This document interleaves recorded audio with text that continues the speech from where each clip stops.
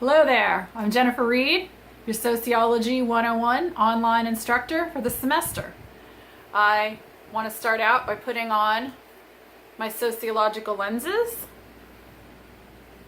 as were described in your Module 1, Chapter 1 of your book, and the short video by Dalton Conley, the author of your book, describing the sociological imagination and using our sociological lenses to look at the world differently and make the familiar strange. First, I want to welcome you to this course, and I wanted to make this little video to introduce myself and also talk a little bit about course business. So first of all, tomorrow would be Thursday, September 8th, and your initial post for your introduction discussion is due tomorrow, September 8th. Initial post, Thursday, by the end of the day. I have already begun to grade some of these, and you're doing a wonderful job. Keep it up. I'm seeing some really interesting examples of the social environment and using sociological imagination. So I just want to say you're doing a great job. So the response post is due then on Sunday, September 11th, and the response post is your response to another classmate's initial post. So there will be your initial post and then a response to a classmate, so that you have a chance to learn a little bit more about each other and respond to each other, get to know each other a little bit better, and get to interact a little bit more with the great diversity that we have in this course, which is reflective of the field of sociology and what we study. So I've got about half of you have turned in both your initial post and your response post already. So thank you to those who have, and you still have a few more days to get the full thing in. Like I said, tomorrow, September 8th, initial post, Sunday, September 11th, response post. A little bit more business as far as quizzes. You do have weekly quizzes due.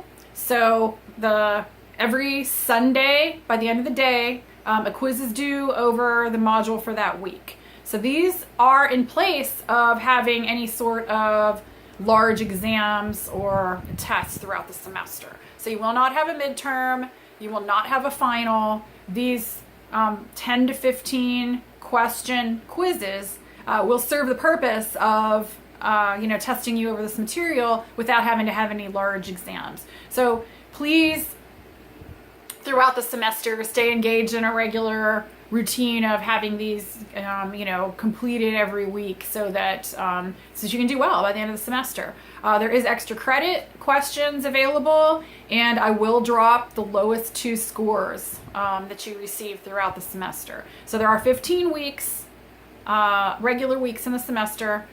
So there are 15 quizzes. I will drop the lowest 2, and you do have extra credit available every week, in addition to the 10 to 15 questions. So there's a lot of leeway to do well if you take the initiative. And the biggest thing I find is for people to stay engaged on a regular basis. People that stay engaged regularly tend to do really well. So I encourage you to do that. After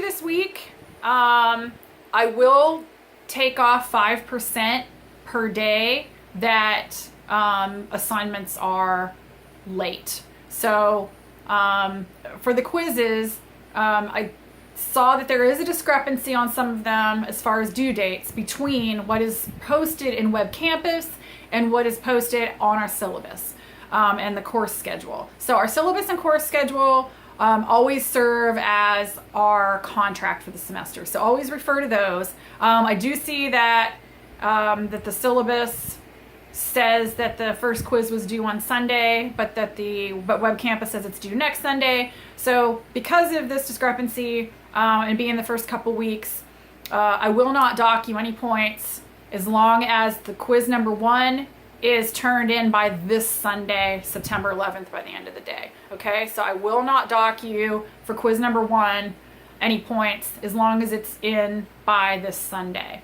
After that, I will take off 5% per day that anything is late. Recognize that 5% per day doesn't add up to a lot of points. So if you're going to be late with an assignment, please please turn it in late. Like don't, if you suspect that you can't get in on time, please go ahead and turn it in late. It's always better to turn in late and get partial points than it is to not turn in at all and get a 0. Okay, that can make a big difference. Plus the fact that there's some extra credit and there's, a couple quizzes get dropped to begin with. So if you on the regular, just turn it in, even if it's a day or two late. Please turn it in rather than not turning it in at all. Okay, but after this week, it will be 5% off per day late.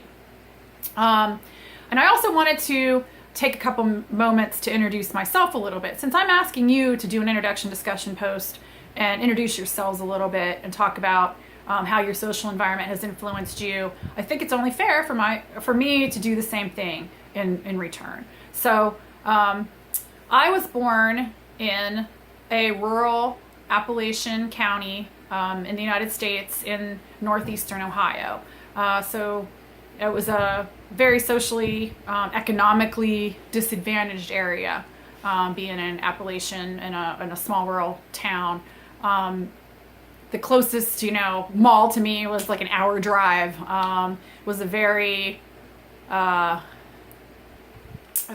non-diverse area as far as being a very white community, farming community, although a lot of the farms have now, a lot of family farms have gone under, which is a whole nother story. But so I grew up in an area that didn't have a lot of diversity, but I always wanted to learn more about other cultures. I gravitated towards, international students that would come to to be exchange students in our school and so forth. So I was excited once I grew up to move to a place like Las Vegas and learn more about diverse cultures and get to interact more with people from different cultures. But I have to say my social environment influenced me in the way of wanting to and being expected to, because I was a good student in